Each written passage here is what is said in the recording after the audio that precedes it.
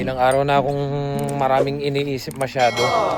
Kaya kung napansin ninyo, bihira ako makagawa ngayon ng vlog. Kasi iniwasan ko na rin yung mga upload ko is puro feeling ko nagdudulot ng negative sa mga viewers. So hindi naman maiwasan, talaga meron tayong mga ups and downs. And kung napansin ninyo, madalas yung mga problema na lang na kinakaharap namin dito sa farm, yung mga na ilalabas ko, which is gusto ko na sana ding i-stop. Kasi kaya ko lang naman nagawa yon. Kasi nga, di ba, nung mga nakaraan, marami yung mga tinawagan natin. Trinay nating matulungan magkaroon ng LMIA, makahanap ng trabaho. And then, ang nangyari, walang tumagal. And then, nag-live ako. May mga pumunta na gustong makapasok dito sa farm. Kasi nga, nalaman namin na nitong huli, hindi na sila makapag-issue ng LMIA. So, ang hinanap namin is open work permit or permanent resident. Kaya nga lang, ang problema, wala namang tumagal. Dahil nga, unang-una, sino nga ang gagrab nung ganitong trabaho? 3 times kayong pabalik-balik sa farm. Talo kayo sa gasolina. Then usually yung mga PR at open work permit, kalimitan doon is mga nadito na yung family. So hindi nyo makukuha tong 120 na renta. So magre-rent kayo sa labas, which is magkano? 1,800. So magkano lang yung offer dito? $20 per hour. And then 3 times kayong pabalik-balik, putol-putol yung pasok nyo, 4 hours, 4 hours, 4 hours. Then kapag may trouble pa, lalagpas pa kayo sa 4 hours. So may chance na wala na kayong tulog. Ang mangyayari, magpapang-abot na yung isang shift sa kasunod na shift.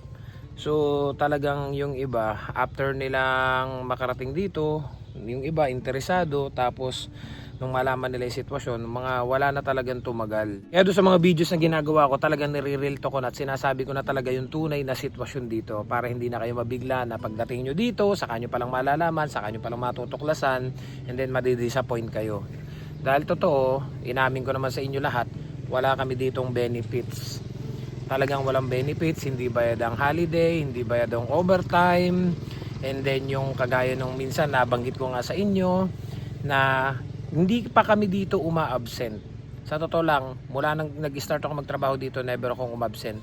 Kasi may mga na-experience kami dito na mayroon tayong kasama na hindi nakapasok. Ang nangyari, pinupuntahan sa bahay, tinatawagan, pinapapasok.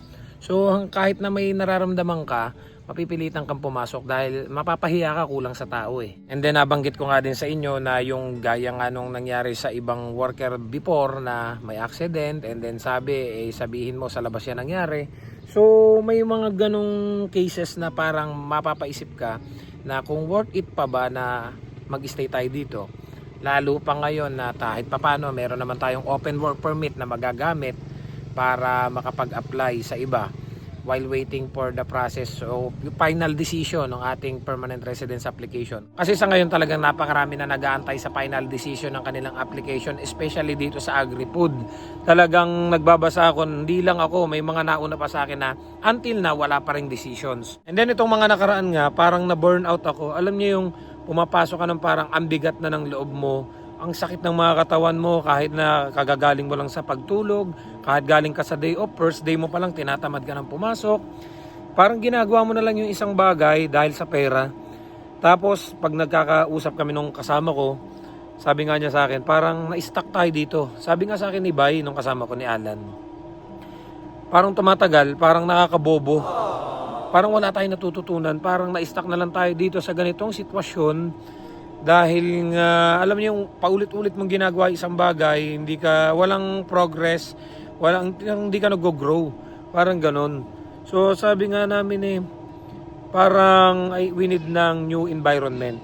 sa sobrang dami na hindi ko na iisa-isahin sa inyo dahil alam ko madidisappoint lang din kayo sa dami ng mga nangyayari ditong talagang para sa amin na hindi na maganda. And sa ngayon ayoko na rin isa-isahin sa inyo kung ano yung mga yon dahil ayoko nang magdulot ng negativity doon sa ibang mga viewers natin. Pinat. Hi. Gusto ikaw? Paki si daddy. Love you.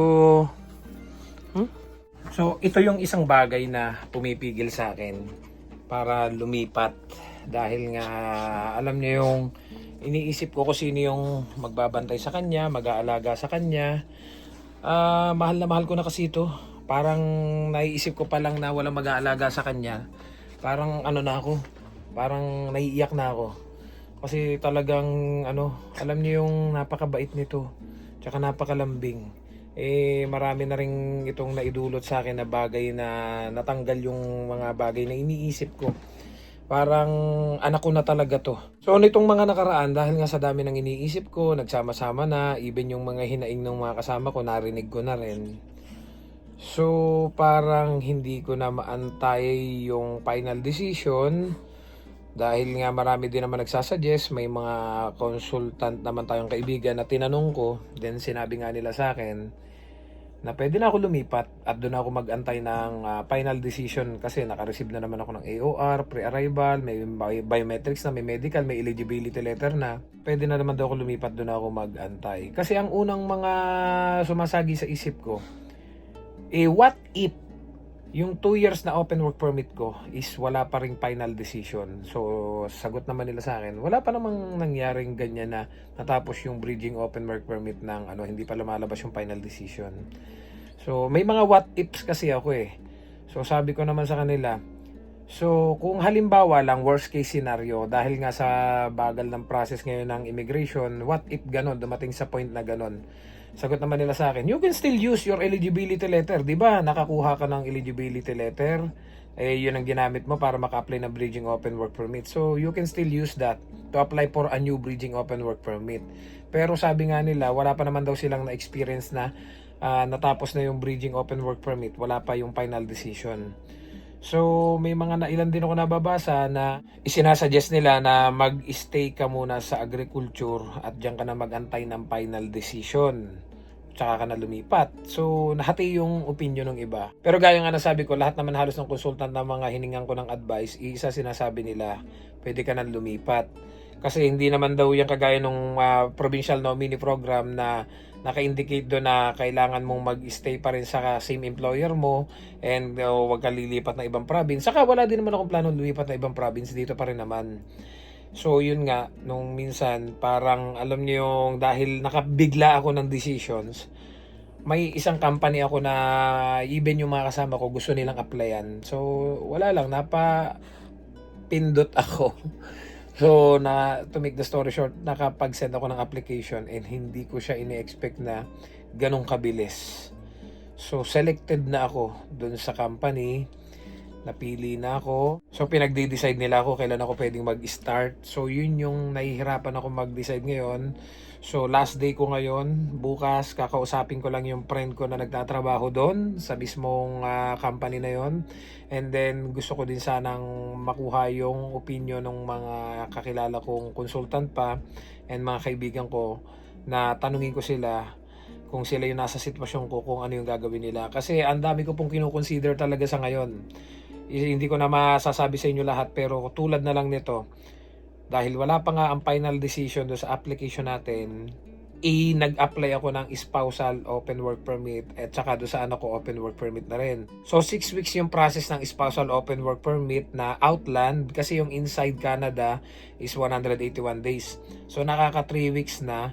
And then may lumabas na nire-required yung anak ko na kumuha ng NBI. Kasi that time, nung ipinasa ko yung application nila ng permanent residence, ay hindi kailangan ng NBI kasi minor pa. So inabot na siya ng 19, so kailangan na ng NBI. So sabi ko, 3 weeks pa lang na open na kagad yung application nila. So that means may movement, gumagalaw na. So possible 3 more weeks baka may passport request na sila. Hopefully, kasi hindi ko nga masabi dahil nga ang bagal ngayon ng immigration, ang daming backlogs. So ang naiisip ko, kung lumabas yung passport request nila and then i-accept ko yung offer, so kinakailangan ko na lumipat ng ibang bahay. So mawawala na yung renta natin na 120. So ang mangyayari, lilipat na kagad ako doon sa 1800 Yung nakita kong bahay, 1800, 1700. Yung allowed ang pet kasi naawa nga ako dito kung hindi ko siya isasama. Tapos may paparating pa akong 2 pusa na alam nyo namang matagal ko na yung alaga yung 2 pusang yun. So hindi ko siya pwedeng pabayaan. Hindi ko basta pwedeng bitawan kasi alam nyo pag napamahal na sa atin yung mga alaga natin ganito, parang part na sila ng family natin. So hindi ko naman siya basta pwedeng ipamigay. Although nagpapasalamat ako kasi may mga kaibigan tayo na talagang willing to help. Unang-una si Bro Francis, napaka laking tulong niyan sa akin. Saka si Kuya Jan, si Ate Kay. Sabi nga sa akin ni Kuya Jan at ni Ate Kay, kung kailangan mo lumipat, iwanan mo muna dito si Peanut hanggang sa makaayos ka na, may settle mo na yung sarili mo at saka yung family mo. Kasi syempre hindi biro na lilipat ako tapos yung trabaho ko kung 8 hours yun straight or 12 hours, so walang magtitingin kay Peanut. Hindi kagaya nang iiwanan ko si Peanut doon sa bahay ni na Kuya Jan. May ibang aso pa doon, may 2 aso pa doon na kalaro siya. So okay lang sila doon maglaro-laro. So until now, hindi ko alam kung i-accept ko yung offer. Kasi sa totoo lang, lalaki yung renta ko, wala pa yung final decision doon sa application ng mag-ina ko kung anong mauna, kung yung spousal ba, kung yung Portal 1 ba, lalabas na. So, ang plano ko kasi dito na sila magantay ng final decision ng aming permanent residence application. Kung magre-renta ako ng 1,800, tas nag-iisa pa ako dito, wala pa yung family ko. So napakalaki, parang yung 2 weeks salary ko or kulang pa ay doon na mapupunta sa renta. So ganun kalaki mawawala. Sabi ko nga, unlike nung mag-stay muna ako dito, natiis ko na din naman ng mahabang panahon. Stay muna ako dito kahit pa paano yung 2 weeks ko na dahil nga ang haba ng oras namin dito, nagwa 160 hours kami dito 2 weeks ay dun sa company doon, mas mataas ang offer doon sa kabila. Mas mataas ang offer tapos hindi ganun kahaba yung oras. Tapos straight yung duty ko, straight yung tulog ko sa gabi. So makakapahinga tayo. Kasi sa totoo lang, hindi na rin maganda yung dulot nitong pasok namin na 3 shift. Wala na akong maayos sa tulog. Gumigising ako ng parang iritado ka. Tapos inaanto ka pa, may mga sumasakit na sa katawan mo, feeling mo minsan parang nahihirapan kong huminga, may tumitibok sa ganito mo. So nahihirapan talaga akong mag-decide sa ngayon kung i-grab ko ba yung offer na tinatanong nila ako kung kailan ako pwede mag-start. So sabi ko, pwede nyo ba akong bigyan ng enough time para makapag-isip? Kasi kung i-grab ko yan, bigyan nyo ako ng at least 2 to 3 weeks kasi yung 2 weeks final notice para dito sa employer ko and then yung 1 week is para makapaghanap ng bagong accommodation. So until now, hindi pa ako decided. So kung kayo ba yung nasa sitwasyon ko, ano yung gagawin nyo? Mag-stay ba muna ako dito or wag ko munang i-accept yung offer? Kasi lagi naman silang hiring, nagpo-post naman sila. Nabanggit din naman sa akin ng friend ko na nagwo-work doon na lagi naman daw silang may available na mga positions.